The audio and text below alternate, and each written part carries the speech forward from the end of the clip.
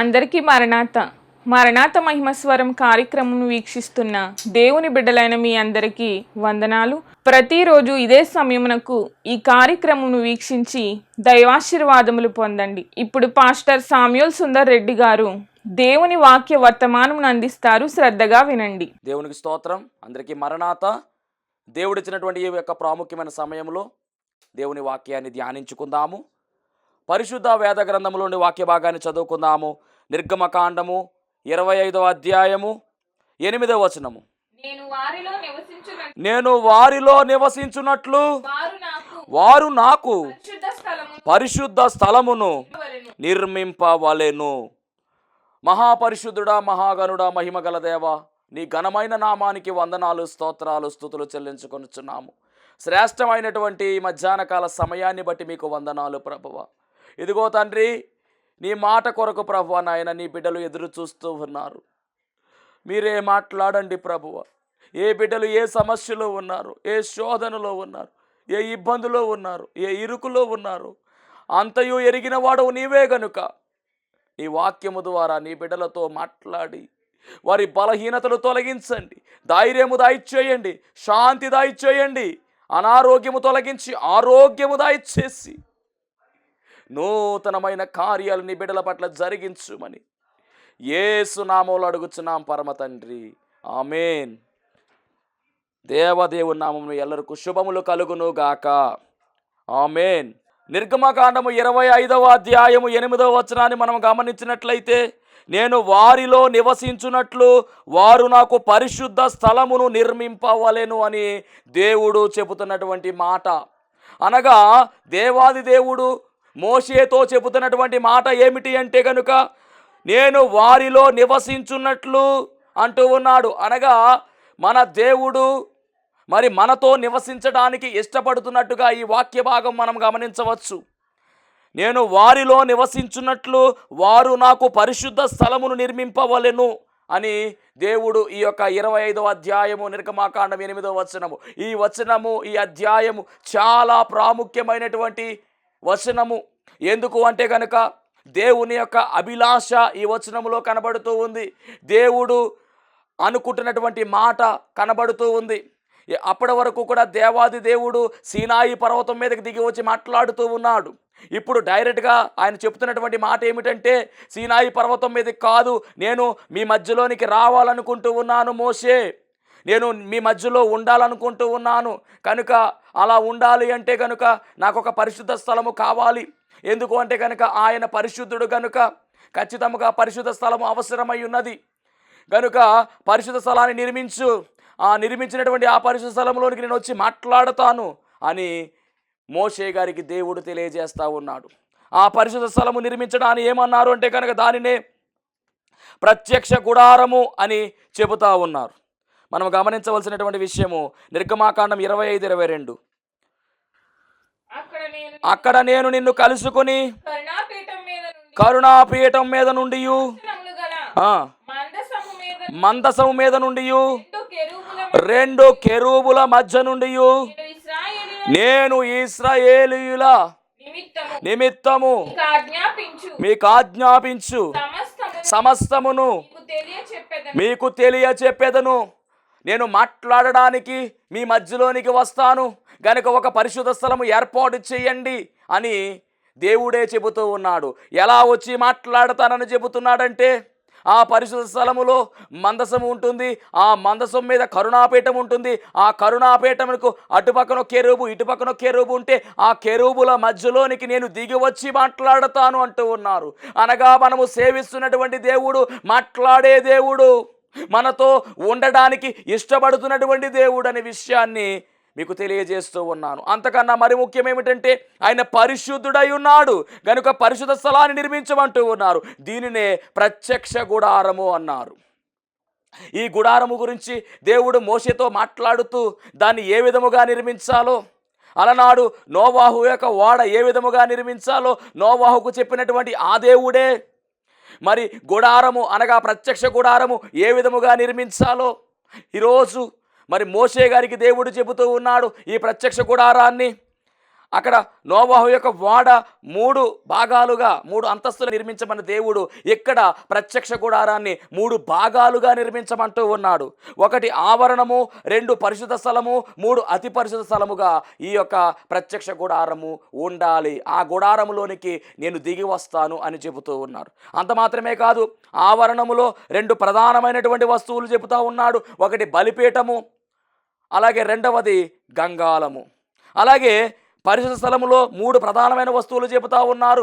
1 ధూపవేదిక, 2 దీపవృక్షము, 3 సన్నిధి రొట్టెల బల్ల అని చెబుతూ ఉన్నారు. అలాగే అతి పరిశుద్ధ స్థలములోకి వెళ్ళినట్లయితే కనుక అక్కడ 2 వస్తువులు చెబుతున్నారు. 1 మందసము, తరువాత దాని మీద ఉన్నటువంటి కరుణాపీఠము. అనగా 7 రకాల ఉపకరణలతో కూడినటువంటిదే ఈ ప్రత్యక్ష గుడారము. 7 రకాల ఉపకరణలతో దేవుడు చెయ్యమన్నదే ఈ ప్రత్యక్ష గుడారము. ఈ ప్రత్యక్ష గుడారము లేదా గుడారము లేదా దేవుని మందిరము అని దీనికి పేర్లు ఉన్నాయి. ఇది ఎవరి కోసము, ఎందుకు అంటే కనుక, దీని ఏర్పాటు ఎందుకు అంటే కనుక దేవుడు దిగి వచ్చి మాట్లాడడానికి వీలైనటువంటి స్థలముగా, మందిరముగా చెప్పబడుతూ ఉంది. ఈ మందిరము లేదా ఈ ప్రత్యక్ష గుడారము ఇశ్రాయేలీల ప్రయాణం అంతట్లో కూడా తీసుకుని వెళ్ళిపోవాలి. ఎక్కడ వారు ఆగుతున్నారో అక్కడ ఆ గుడారాన్ని వేయవలసిన వారు అయి ఉన్నారు. తర్వాత వాళ్ళ ప్రయాణములో ఆ గుడారాన్ని మరలా ప్యాక్ చేసుకుని చక్కగా తీసుకుని వెళ్ళిపోవాలి. దాన్ని, ఆ గుడారమును నిర్మించడానికి దేవుడు ఒక ప్రత్యేకమైనటువంటి ఏర్పాటును చేశాడు. ఆ గుడారము నిర్మించడము అంత మాత్రమే కాదు, దాన్ని మరలా ఎవరు ప్యాక్ చేయాలి, ఎవరు ఏ వస్తువులు పట్టుకెళ్ళాలి అని లేవీయుల వంశంలో ఆయన ఒక ప్రణాళికను తెలియజేయడం జరిగింది. అంతకన్నా ముఖ్యంగా మనం చూడవలసిన మాట ఏమిటంటే, ఇక్కడ మోషే గారికి దేవుడు చెబుతున్నాడు గుడారము ఏర్పాటు చేయాలి అని. దాని ప్లానింగ్ అంతా చెప్పేశాడు. కానీ ఒక మాట అంటున్నాడు, ఇదిగో ఈ గుడారము ఎవరు నిర్మించాలంటే నేను ఒక వ్యక్తిని ఏర్పాటు చేసుకున్నాను, నేను ఒక వ్యక్తిని పిలుచుకున్నాను. నేను ఏర్పాటు చేసుకున్నటువంటి వ్యక్తి, నేను పిలుచుకున్నటువంటి వ్యక్తి ఎవరు అంటే కనుక ఆయనే బెసలేలు. చదువుదాం. నిర్గమకాండం 31వ అధ్యాయము 1వ వచనం.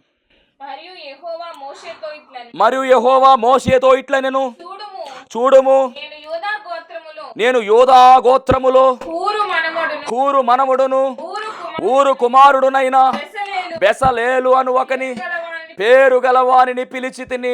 పిలుపును అందుకున్నటువంటి బెసలేలు, దేవుని పిలుపు ద్వారా ముందుకొస్తున్నటువంటి బెసలేలు, ఆ ప్రత్యక్ష గుడారము అనగా దేవుడు దిగి వచ్చేటటువంటి ప్రత్యక్ష గుడారము నిర్మించడానికి దేవుడు ఏర్పాటు చేసుకున్నటువంటి ఒక నిర్మాణకుడు, పేరు పెట్టి పిలవబడినటువంటి వాడే ఈ బెసలేలు. దేవునికి మహిమ కలుగునుగాక. ప్రత్యక్ష గుడారం నిర్మాణం అంతా కూడా మరి దేవాదేవుడు మాట్లాడినటువంటి అధ్యాయాలు మనం అందరము కూడా ఎరిగిన వారమే. ఆదికాండం 25వ అధ్యాయం మొదలు పెట్టుకుని 25, 26, 27, 28, 29, 30, 31 ఈ అధ్యాయాల్లో మరి ప్రత్యక్ష గుడారం యొక్క నిర్మాణము గురించి చెప్పారు. ఈ 37వ అధ్యాయంలో ఎవరు నిర్మించాలో చెబుతా ఉన్నారు. స్ట్రక్చర్ అంతా కూడా మోషే గారికి చెప్పి చూపించాడు దేవుడు. కానీ నిర్మించవలసింది ఎవరంటే బెసలేలు. ఎంత ఘనమైన విషయమే మనం గమనిస్తే కనుక 40 లక్షల మంది జనాంగములో నుంచి దేవుడు బెసలేలుని ఏర్పాటు చేసుకున్నాడు. ఈ బెసలేలు యూదా గోత్రానికి చెందినవాడు. ఈ బెసలేలు యొక్క తండ్రి గారి పేరు హూరు. అలాగే మనం గమనిస్తే కనుక వారి యొక్క తాతగారి పేరు హూరుగా. 2 కూడా హూరులే, కానీ అక్షరాలు కొంచెం మారినాయి అంతే. హూరు అనేటటువంటి ఆయనేమో తాతగారు, ఊరు అనేటటువంటి ఆయనేమో మరి తండ్రిగా మనకు పిలువబడతా ఉన్నారు. అసలు బెసలేల్ని ఎందుకు దేవుడు ఏర్పాటు చేసుకున్నాడు? కుటుంబం యొక్క నేపథ్యములో మనం చూస్తే కనుక బెసలేలు మరి కుటుంబములో హూరు అనేటటువంటి వ్యక్తి మరి మనందరికీ బాగా పరిచయం. ఎలా పరిచయం అంటే, ఇశ్రాయేలీయులు మొట్టమొదటిగా యుద్ధము చేశారు. ఆ యుద్ధము ఎవరితో అంటే కనుక అమాలేకీయులతో యుద్ధము చేసేటటువంటి సమయంలో కత్తిని పట్టుకుని మరి యుద్ధం ఆడింది ఎవరు అంటే యెహోషువ. కొండ క్రింద కత్తిని పట్టుకుని యుద్ధము చేసింది యెహోషువ అయితే, కొండ పైన కర్రను ఎత్తి ప్రార్థించింది ఎవరు అంటే కనుక మోషే గారు. 2 చేతులు పైకెత్తినప్పుడు కింద విజయం లభిస్తూ ఉంది, 2 చేతులు దించినప్పుడు కింద వీళ్ళు ఓడిపోవడం జరుగుతూ ఉంది. అలా చేతులు పైకెత్తుతూ ఉన్న సమయంలో మరి మనం గమనించవలసిన మాట ఏమిటంటే, మోషే గారు చేతులు పైకెత్తి ఉంచిన సమయంలో ఆయన మరి చేతులు దించేస్తున్నటువంటి సమయంలో ఒక చెయ్యినేమో అహరోను, ఒక చెయ్యినేమో హూరు పట్టుకొని సపోర్ట్ చేసినట్టుగా కూడా బైబిల్ గ్రంథంలో ఉంది. మోషే గారిని తీసుకువెళ్ళి ఒక రాయి వేసి ఆ రాయి మీద కూర్చోబెట్టి ఒక చెయ్యిని ఒకరు, ఒక పక్కనేమో అహరోను గారు, ఒక పక్కనేమో హూరు, ఇద్దరు కూడా సపోర్ట్ చేయగా చేతులు పైకి ఉన్నాయి, కింద గొప్ప విజయం లభించింది. అలా విజయం లభించడంలో ఒక వ్యక్తి గొప్ప సహకారిగా పిలువబడుతూ ఉన్నాడు. ఇద్దరు కూడా, అహరోను ఉన్నాడు ఆ పైన, అలాగే మోషే గారు ఉన్నారు, అలాగే హూరు ఉన్నాడు. అంటే ఈ ముగ్గురు కూడా మరి ముగ్గురు యొక్క ప్రయత్నమే గొప్ప విజయం సాధించింది. ఆ ప్రయత్నంలో విజయానికి కారణంగా ఎవరున్నారంటే కనుక హూరు ఉన్నాడు. అలాంటి హూరు యొక్క మనమడే ఈ యొక్క బెసలేలు. దేవునికి స్తోత్రం. పేరు మనం గమనించినట్లయితే దేవుని నీడలో అనేటటువంటి అర్థం ఇస్తూ ఉంది. బెసలేలు అంటే దేవుని నీడలో అని అర్థం.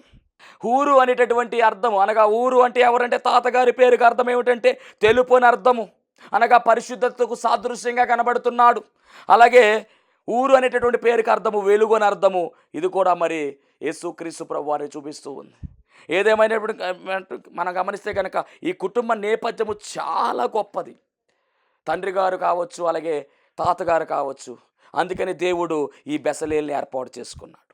ఇప్పుడు బెసలేల్లోంచి మనమేమి నేర్చుకోవాలి? ఈ బెసలేల్లో కనబడుతున్నటువంటి లక్షణాలను నేను మీకు ఒక్కొక్కటిగా తెలియజేస్తాను. చాలా శ్రద్ధ కలిగి ఆలకించండి. మొట్టమొదటిగా దేవుడు ఈ 40 లక్షల మందిలోంచి బెసలేల్ని ఏర్పాటు చేసుకున్నాడంటే మొదటి కారణం ఏమిటంటే ఈ బెసలేలు సర్వోన్నతుని నీడలో ఉన్నవాడుగా కనబడుతున్నాడు. ఈ బెసలేలును తండ్రి గారైనటువంటి ఊరు, అలాగే తాతగారైనటువంటి ఊరు, వీరిరువురు కూడా దేవుని యొక్క నీడలో పెంచినట్టుగా పరిశుద్ధ గ్రంథములో మనము చూడవచ్చు. అవును, సర్వోన్నతుని నీడలో ఆయన పెరిగిన వాడుగా ఉన్నాడు. ఆయన పేరులోనే అర్థం ఉంది, దేవుని నీడలో, అనగా సర్వోన్నతుడైనటువంటి దేవుని నీడలో పెరిగినటువంటి బెసలేలు. 121 కీర్తన 5వ వచనం చదివినట్లయితే, 121 కీర్తన 5వ వచనం, యెహోవాయే నిన్ను కాపాడువాడు, నీ కుడి ప్రక్కన యెహోవాయే నీకు నీడగా ఉన్నాడు. 6వ వచనం, పగలు ఎండ దెబ్బైనను, పగలు ఎండ దెబ్బ తగలదు, రాత్రి వెన్నెల దెబ్బ తగలదు, ఏ అపాయము రాకుండా యెహోవా నిన్ను కాపాడును. ఎందుకు కాపాడుతున్నాడంటే యెహోవాయే నీడగా ఉన్నాడు. అవును, వాక్యం వింటున్నటువంటి దైవ జనాంగమా, బెసలేలు అనగా దేవుని నీడ, ఆ సర్వోన్నతుని నీడలో ఈయన కాపాడబడుతూ ఉన్నాడు. సర్వోన్నతుని నీడలో ఈయన ఉన్నాడు. అందుకనే మహోన్నతుని చోటుని నివసించే సర్వశక్తి నీడను విశ్రవించువడనుంది. మహోన్నతుని చోటును నివసించేవాడుగా ఈ బెసలేలు ఉన్నాడు. ఆయన నీడలో ఎదిగిన వాడుగా, ఆయన సన్నిధి అనుభవాన్ని కలిగిన వాడుగా ఈ బెసలేలు ఉన్నాడు. కాబట్టే దేవుని మందిరాన్ని నిర్మించడానికి దేవుడు ఏర్పాటు చేసుకున్నాడు. ఆ అర్హత ఎలా వచ్చింది అంటే కనుక దేవుని సన్నిధానములో ఆయన నీడలో బ్రతికినటువంటి లక్షణము ఈ బెసలేల్లో ఉంది. వాక్యం ఏంటంటే ప్రియమైన దేవుని పిల్లలారా, మీ బిడ్డలను ఏ నీడలో పెంచుతూ ఉన్నారు? దేవుని నీడలో మన బిడ్డలను పెంచాలి. దేవుని నీడలో మన బిడ్డలను మనము పెంచవలసిన వారమై ఉన్నాము. అలా పెంచినట్లయితే బెసలేలు ఏ విధముగా దేవుడు వాడుకున్నాడో అలాగే నీ బిడ్డలను కూడా దేవుడు వాడుకోబోతూ ఉన్నాడు. ఇది మొదటి లక్షణం. ఇక రెండవ లక్షణాన్ని గమనించినట్లయితే కనుక 35-33 నిర్గమకాండం, యెహోవా ఊరు కుమారుడును బెసలేలును పేరు పెట్టి పిలిచి, అమ్మా, పేరు పెట్టి పిలిచాడు దేవుడు. 40 లక్షల మంది వెళుతూ ఉంటే ఆ 40 లక్షల మందిలో నుంచి బెసలేలును మాత్రమే దేవుడు పేరు పెట్టి పిలిచాడంట. ఈ అనుభవము ప్రతి ఒక్కరికి ఉండవలసినటువంటి అనుభవము. ఇది రెండవది, పేరు పెట్టి పిలవబడినటువంటి బెసలేలు. ఎంత గొప్ప ధన్యతో! అంతమందిలో ఒక్కడే పిలవబడ్డాడా? అవును, ఒక్కడే పిలవబడ్డాడు. పిలుపు పొందుకున్నటువంటి బెసలేలు రెండవ అనుభవము. పిలుపు పొందుకున్నాడు. ఎందుకు పిలుపు పొందుకున్నాడంటే దేవుని పని చేయడానికి, దేవుడు దిగి రావడానికి. డైరెక్ట్గా మందిరాన్ని అనగా భూలోకములో మొట్టమొదటి మందిరాన్ని వేసింది, మొదటి గుడారాన్ని వేసింది ఎవరు అంటే కనుక బెసలేలు. ఎందుకు వేయగలిగాడంటే కనుక దేవుని నీడలో పెరిగినటువంటి వాడు, సన్నిధి అనుభవాన్ని కలిగినటువంటి వాడు గనుక దేవుడే పిలుచుకున్నాడు, పిలుపు అందుకున్నాడు దేవుని పని కొరకు. అది బెసలేలుకున్నటువంటి రెండవ లక్షణం. బైబిల్ గ్రంథంలో మనము గమనించినట్లయితే పిలుపు భక్తులు అందుకున్నారు. దేవుడు పిలిచాడు అబ్రహామును. ఒకే అబ్రహామును దేవుడు పిలిచాడు. ఒక వ్యక్తిని దేవుడు పిలిచాడు. ఏ విధముగా పిలిచాడో మనందరికీ బాగుగా తెలుసు. ఆదికాండము 12వ అధ్యాయములో మనము చూసినట్లయితే గనక పిలుపు ఉంటుంది. 3 కండిషన్ చెప్పాడు. యెహోవా నీవు లేచి నీ దేశము నుండి, నీ బంధువుల యొద్ద నుండి, నీ తండ్రి ఇంటి నుండి బయలుదేరి నేను నీకు చూపించు దేశమునకు వెళ్ళుము. నిన్ను గమనించినట్లయితే 3 కండిషన్ చెప్పాడు. 7 ఆశీర్వాదాలు ఇచ్చాడు. అలా పిలుచుకున్నాడు అబ్రహామును. అబ్రహాము దేవుని పిలుపును అంగీకరించాడు. దేవుని పిలుపుకు లోబడ్డాడు. అన్యుడే అబ్రహాము ఒకప్పుడు. ఎప్పుడైతే దేవుడు పిలిచాడో, ఆ పిలుపుకు లోబడ్డాడో, అప్పుడు అబ్రహాము ఎలా మారిపోయాడంటే ధన్యుడిగా మారిపోయాడు. ఇంకా ఓ మాటలో చెప్పాలంటే విశ్వాసులకు తండ్రిగా మారిపోయాడు. ఇంకా చెప్పాలంటే దేవునికి స్నేహితుడిగా మారిపోయాడు. అబ్రహాము దేవుని యొక్క స్నేహితుడిగా పిలువబడ్డాడు. ఇప్పుడు మనందరికీ తండ్రి, ఆత్మీయ తండ్రి ఎవరు అంటే కనుక అబ్రహాము. ఇంత ఘనత ఎలా వచ్చిందంటే పిలుపుకు లోబడిన వాడుగా కనబడుతున్నాడు. దేవుని మహిమ కలుగునుగాక. మరి ఇంత పిలుపు ఉందండి. పిలుపు వెనకాల ఎంత ఆశీర్వాదం ఉందో. ఇప్పుడు దేవునికి గుడారం వేయడానికి, దేవుడు దిగి వచ్చే గుడారం వేయడానికి ఈ బెసలేలు పిలవబడ్డాడు. మరి మీకు కూడా పిలవబడేటటువంటి అనుభవము ఉండాలి. ఆయన పిలుపు మనం అందుకోవలసిన వారమై ఉన్నాం. పిలుపు అనగానే అందరూ కంగారు పడతారు.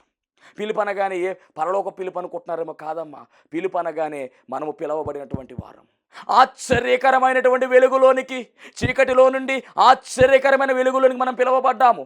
లోకం అనేటటువంటి భయంకరంగా ఉన్నటువంటి పాపములో నుంచి, పాపముతో నిండిపోయినటువంటి ఈ లోకములో నుంచి మనము పరిశుద్ధులోనికి పిలవబడ్డాము.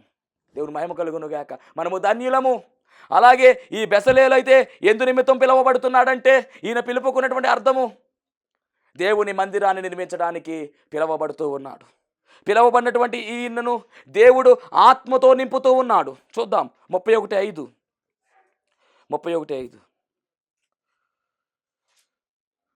నిర్గమకాండం 31:5. విచిత్రమైన పనులను కల్పించుటకు బంగారుతోను ఇత్తడితోను పని చేయుటకును రత్నములను సానబెట్టుటకును చెక్కుటకును సమస్త విధములైన చేయుటకును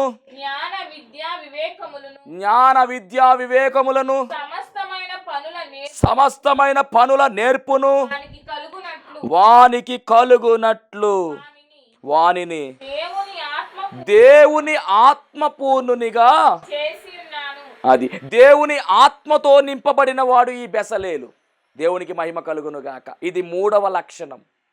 మరి దేవుని చేత పిలవబడినటువంటి మనము, ఏర్పాటు జనాంగంగా పిలవబడుతున్నటువంటి మనము, బాప్తిస్మాని పొందుకున్నటువంటి మనము 2వ అనుభవంలోనికి వెళ్ళాలి. అది ఆత్మానుభవము. అనగా పరిశుద్ధాత్మను మనం పొందుకోవలసిన వారమై ఉన్నాము. ఆత్మను పొందుకోవాలి. ఎందుకంటే ఆత్మ లేనివాడు నావాడు కాదు. కనుక ఆత్మానుభవంలోనికి మనం వెళ్ళాలి. పరిశుద్ధాత్మ అభిషేకాన్ని మనం పొందుకోవలసిన వారమై ఉన్నాము. ఒకడు క్రొత్తగా జన్మించాలి. ఆ క్రొత్తగా జన్మించేటటువంటి దానిలో మరి నీటిలో జన్మించాలి. ఆయన ఆ ఆత్మలో కూడా జన్మించవలసిన వారై ఉన్నారు. కనుక మరి ఈ బెసలేలు ఆత్మతో నింపబడ్డాడు. మరి మనం కూడా ఆత్మతో నింపబడాలి. మొదటగా మనం చూచాము దేవుని నీడలో ఉన్నాడు. మరి మనము కూడా ఆయన నీడలో ఉండాలి. మన పిల్లల్ని ఆ నీడలో పెంచాలి. రెండవది, దేవుని చేత పేరు పెట్టి పిలువబడిన వాడు గనుక అట్టి పిలుపును మనము కూడా అందుకోవలసిన వారమై ఉన్నాము. ఇక మూడవదిగా ఆత్మతో నింపబడ్డాడు. మనము కూడా ఆత్మతో నింపబడే అనుభవంలోనికి రావాలి. ఇక నాలుగవదిగా ఈయన యెహోవా యందు భయభక్తులు కలిగిన వాడుగా కనబడుతున్నాడు. ఎందుకంటే కనుక దేవుడు ఈయనకు జ్ఞానం ఇచ్చాడు, వివేకం ఇచ్చాడు. యెహోవా యందు భయభక్తులు కలిగిన వారికి జ్ఞానము లభిస్తుందని, యెహోవా యందు భయభక్తులు కలిగి ఉండే జ్ఞానమునకు ముఖ్యాంశమని సామెతల గ్రంథము 9:10 మనం చూస్తూ ఉన్నాము. కనుక దీన్ని బట్టి ఎవరికి జ్ఞానం ఇస్తున్నాడు దేవుడు అంటే కనుక ఆయనతో భయభక్తులు కలిగిన వారికి ఇస్తున్నాడు. అందుకనే 4వ లక్షణం ఏమిటంటే యెహోవా యందు భయభక్తులు కలిగిన వాడుగా ఈయన ఉన్నాడు. మరి నీవెలాగున్నావు? భయం ఉంటే భక్తి ఉండట్లేదు, భక్తి ఉంటే భయం ఉండట్లా. భయము భక్తి రెండు కలిగి ఉండాలి. రెండు చక్రాలు లాంటివి. బతుకు జట్కా బండి సాగాలి అంటే కనుక రెండు చక్రాలు ఖచ్చితంగా ఉండి తీరాలి.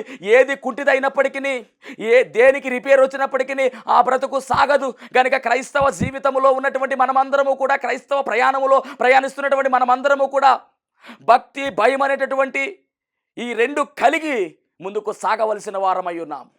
కానీ కొంతమందిలో భక్తి ఉంటే భయం ఉండదు, భయం ఉంటే భక్తి ఉండదు. రెండు ఉండాలి. ఈ బెసలేలుకు రెండు ఉన్నాయి కనుక జ్ఞానాన్ని పొందుకున్నాడు. మరి నీవేం చేస్తున్నావు? భక్తి కలిగి ఉంటే భయం ఉండట్లా, భయం ఉంటే భక్తి ఉండట్లా.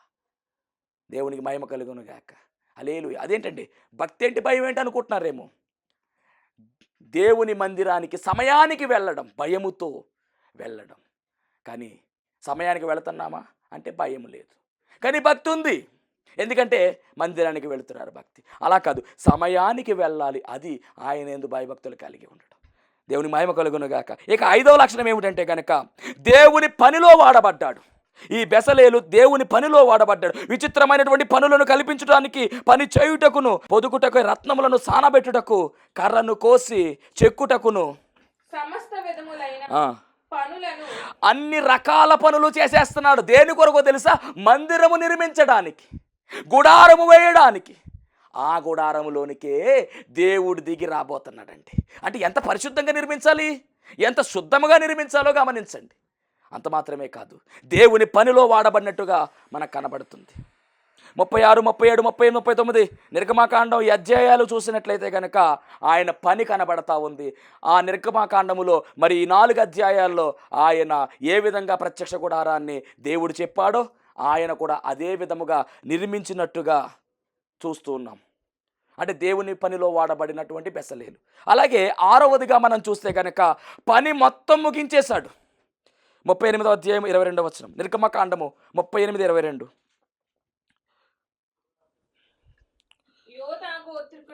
యోధా గోత్రికుడైన హూరు మనుమడును, ఊరు కుమారుడునైన బెసలేలు యెహోవా మోషేకు ఆజ్ఞాపించినదంతయు చేసెను. యెహోవా మోషేకు ఆజ్ఞాపించినదంతయు చేసెను. అంటే మొత్తానికి పనంతా ముగించడా లేదంటే కనుక మరి ఇచ్చిన పనిని మొత్తం ముగించేశాడండి. అది బెసలేలుకు ఉన్నటువంటి గొప్పతనం. ఇప్పుడు పని ముగిసిపోయింది, అనగా మందిరము ఏర్పడిపోయింది.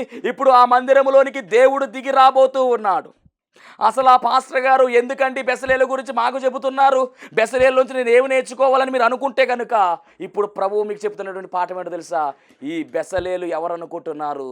రాబోతున్నటువంటి యేసుక్రీస్తు ప్రభువు వారికి ముంగుర్తుగా ఉన్నది ఈ బెసలేలు. బెసలేలు యేసుక్రీస్తు ప్రభువు వారి యొక్క పనికి ముంగుర్తుగా ఉన్నాడు. బెసలేలులో ఉన్నటువంటి క్వాలిటీస్ ఏవైతే ఉన్నవో అవి యేసుక్రీస్తు ప్రభువారిలో ఉన్నవి. పాత నిబంధన గ్రంథం అంతా కూడా యేసుక్రీస్తు ప్రభువారి యొక్క ఛాయగా ఉంది. నిజ స్వరూపము క్రీస్తులో కనబడుతూ ఉంది. ఈ బెసలేలు సర్వోన్నతుని నీడలో ఉన్నవాడుగా కనబడుతూ ఉన్నాడు. అవును, యేసుక్రీస్తు ప్రభువారు కూడా సర్వోన్నతుని నీడలో ఉన్నవాడే. రెండవదిగా మనం చూసినట్లయితే దేవుని చేత పేరు పెట్టి పిలవబడినవాడు. అవును, యేసుక్రీస్తు ప్రభువారు కూడా పిలవబడినవాడే. ఎందుకంటే తెరవబడింది. సందర్భం మీ అందరికీ తెలుసు. బాప్తిసం పొందుకున్న తర్వాత బయటకు వచ్చిన తర్వాత ఆకాశం తెరవబడింది. తెరవబడిన తర్వాత దేవుడు మాట్లాడుతూ ఉన్నాడు, ఈయన నా ప్రియ కుమారుడు, ఈయనందు నేను ఆనందించుచున్నాను అనేటటువంటి మాటలు మనం ఎరిగిన వారమై ఉన్నాం. దేవునికి మహిమ కలుగును గాక. కాబట్టి పిలవబడినటువంటి వారుగా మనం చూస్తూ ఉన్నాం. అలాగే 3వ లక్షణం ఏమిటంటే ఆత్మతో నింపబడ్డాడు. అవును, యేసుక్రీస్తు ప్రభువారు కూడా ఆత్మతో నింపబడిన సందర్భాలు బైబిల్లో ఉన్నాయి. ఇక 4వదిగా మనం చూసినట్లయితే యెహోవా యందు భయభక్తులు కలిగిన వాడు. అవును, ఆయన మాట పట్టుకుని ఆయన ఈ లోకానికి వచ్చేసాడు. ఇక 3వదిగా మరి యెహోవా యందు భయభక్తులు కలిగి జ్ఞానం, కాబట్టి అసలు జ్ఞానానికి ఆధారమే ప్రభువు అయ్యాడు కదా. కాబట్టి 4వ లక్షణం అయిపోయింది. ఇక 5వది మనం గమనించినట్లయితే కనుక దేవుని పనిలో వాడబడ్డాడు. మరి ప్రభువు వచ్చింది దేవుని పని మీదే వచ్చాడు. ఆయనను ఆయనను ఏకము చేయడానికి, ఒక వారధిగా మారిపోవడానికే వచ్చాడు. వచ్చి పనంతా ముగించేశాడండి. 6వ లక్షణం, బెసలేలు ఏ విధంగా అయితే పని ముగించాడో అలాగే పనంతా ముగించేశాడు. అందుకని సిలువలో ఆయన పలికిన మాట ఏమిటంటే సమస్తము కూడా సమాప్తమైందన్నాడు. నా పని ముగిసింది అని చెప్పేశాడు. దేవునికి స్తోత్రం. అంటే పాత నిబంధనలో బెసలేలు, నూతన నిబంధనలో ఎవరు కనపడుతున్నారంటే యేసు ప్రభు. ఇద్దరూ కూడా ఏం చేశారంటే మందిరాలు కట్టారు. ఒక మందిరం బెసలేలేమో గుడారం వేశాడు, ప్రభువు కూడా మందిరం కట్టాడండి. ప్రభువు కట్టిన మందిరం ఏదో తెలుసా? ఇదిగో నేనే, అదిగో నువ్వే. నేను మహిమ కలుగునుగాక.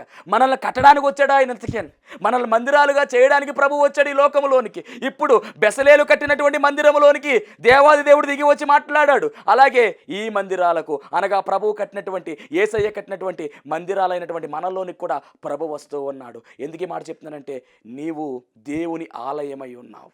నీవు కాదు, విలువ పెట్టి కొనబడినటువంటి వాడవు. నీ మీద నీకు అధికారము లేదు. నీవు దేవుని ఆలయమై ఉన్నావు.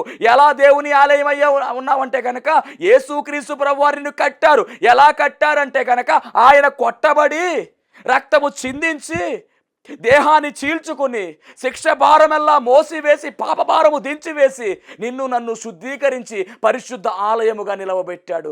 అక్కడ బెసలేలు ఏ విధంగా ఏర్పాటు చేశాడో అంతకు 100 రెట్లు మన కొరకు నలుగగొట్టబడి ఆయన మనల్ని మందిరాలుగా నిలవబెట్టాడు. ఇప్పుడు నీవు దేవుని ఆలయమై ఉన్నావు. కాబట్టి నీ ఆలయములో దేవుడు ఉన్నాడు. జాగ్రత్త, ఈ దేహాన్ని జాగ్రత్తగా కాపాడుకో, నీ మనస్సును జాగ్రత్తగా కాపాడుకో. ఎందుకంటే దేవుడి నివాసం చేస్తూ ఉన్నాడు. దేవునికి మహిమ కలుగునుగాక. దేవుడి కొద్ది మాటలు దీవించి ఆశీర్వదించునుగాక. ఆమేన్. మహాపరిశుద్ధుడా, మహిమగల దేవా, నీ ఘనమైన నామానికి వందనాలు, స్తోత్రాలు. ప్రభువా, బెసలేలు గురించి, ఆ బెసలేల్లో దాగి ఉన్నటువంటి నీ గురించి మేము మాట్లాడుకుని ఉన్నాము. నీ బిడ్డలు విని ఉన్నారు ప్రభువా. అవును తండ్రి, నాయన మమ్మలను మందిరాలుగా చేయడానికి నీవు ఈ లోకానికి వచ్చావు తండ్రి. ఇదిగో మందిరాలుగా చేసావు తండ్రి. ఎంతో కష్టపడ్డావు దేవా, నీకు వందనాలు. ఇదిగో ఈ సమయంలో ప్రభువా, నీ బిడ్డలు తండ్రి నాయన వాక్యం అంతా విని ఉన్నారు ప్రభువా. నాయన ఇదిగో నా సమస్య ఏమిటి తొలగట్లేదని, నా బాధ ఏమిటి తీరట్లేదు, నా వ్యాధి ఏమిటి తగ్గట్లేదని ప్రభువా కృంగిపోతున్నటువంటి హృదయాలు ఉన్నాయి ప్రభువా. కృంగిపోతున్నటువంటి వారు ఉన్నారు ప్రభువా. కన్నీటితో నాయన ఈ ప్రార్థనలో ఏకీభవిస్తున్నటువంటి వారి కన్నీటిని నాట్యముగా మార్చేయండి దేవా, నీకు వందనాలు. ఆ బిడ్డల జీవితాల్లో నూతన కార్యాలు జరిగించండి ప్రభువా. అప్పుల బాధలతో బాధపడుతున్నటువంటి వారు ఏకీభవిస్తున్నారు తండ్రి. వారి అప్పుల బాధలు, ఆర్థిక పరమైన ఇబ్బందులన్నిటిని కూడా తొలగించి వేసి మీ కార్యాలు జరిగించుమని యేసు నామములో అడుగుచున్నాం పరమ తండ్రి. ఆమేన్. అందరికీ మరణాత. ఇప్పటి వరకు దేవుడు అనుగ్రహించినటువంటి చక్కని వాక్య సందేశాన్ని ఆలకించిన మీ అందరికీ కూడా ధన్యవాదములు. ఈ కార్యక్రమము మరి మీకు నచ్చినట్లయితే, ప్రభువు గనక మిమ్మల్ని ప్రేరేపించినట్లయితే కనుక ఖచ్చితముగా మరి ఈ కార్యక్రమానికి స్పాన్సర్ చేయవలసిందిగా ప్రభు పేరు తెలియజేస్తూ ఉన్నాము. ఎవరికైనా కనుక ప్రార్థన అవసరతలు ఉన్నట్లయితే మరి స్క్రీన్ మీద చూపిస్తున్నటువంటి నెంబర్కి ఫోన్ చేయండి. ఖచ్చితంగా మీ అందరి కొరకు అనుదినము ప్రార్థించడానికి మేము సిద్ధముగా ఉన్నాము. దేవుడు మిమ్మును మీ కుటుంబాలను బహుగా ఆశీర్వదించును గాక. ఆమేన్.